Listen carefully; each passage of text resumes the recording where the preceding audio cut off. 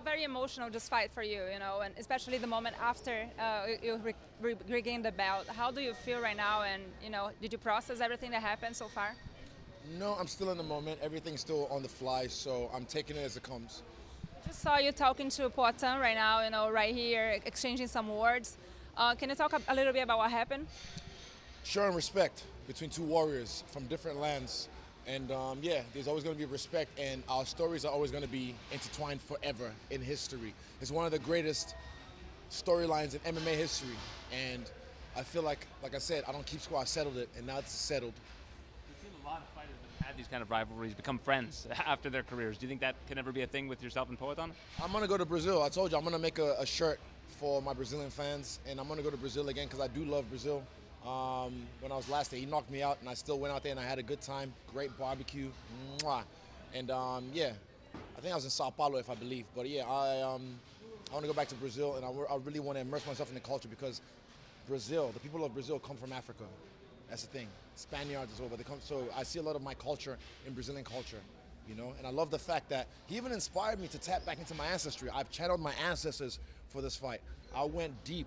Meditation, touching my pineal gland, speaking to my ancestors, because he is very in touch with his culture.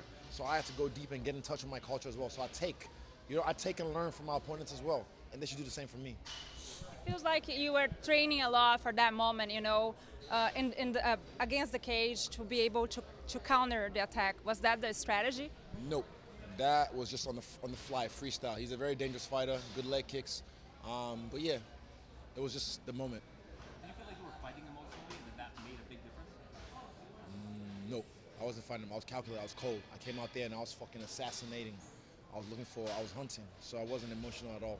Tell me about the walkout song and how you decided on that one. Headstrong. Me and my brother, it just came in the moment on the way to the airport. It was an old track from way back in the day, and I was just like, yo, I haven't heard this track in so long. And then the words, back off, I take you on. Headstrong, I take on anyone.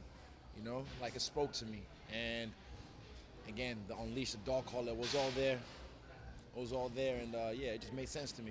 Tony Hawk Pro Skater, is that right? Probably, or maybe one of the WWE highlights as well. Yeah. You see, you took in a lot of details around your fights and the way you come to your fights. Is there any particular reason for the blue this time? For the what? For the blue shorts this time? No, blue shorts? No. I told Tim 16th March. I texted him. I was like, I want blue shorts. I'm a vessel. They speak to me, and I feel like Nipsey. You know, I'm frontline whenever it's on, nigga. So.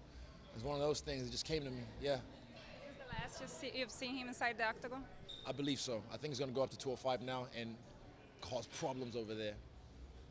Yeah, so a trilogy fight you don't think is in the cards? Now, if he wants to fight again, he's got to do what I did to get to the belt. I gave him a shot when I didn't have to. He gave me a rematch because I've earned that rematch because I've defended my belt 6 times in this game. So now, if he wants a shot at the belt, he has to go through the gauntlet of different style of fighters to get to this point. All right, so play matchmaker with me for a minute because they're just. One more question. All right, I mean, it's a barren wasteland right now. You've gone through most of this division. Who would be next for you? I didn't think anything past this fight, so I don't know what's next. Right now, I've been a good boy. Now it's time to be a bad boy in Miami. All right, well, celebrate. Obrigado.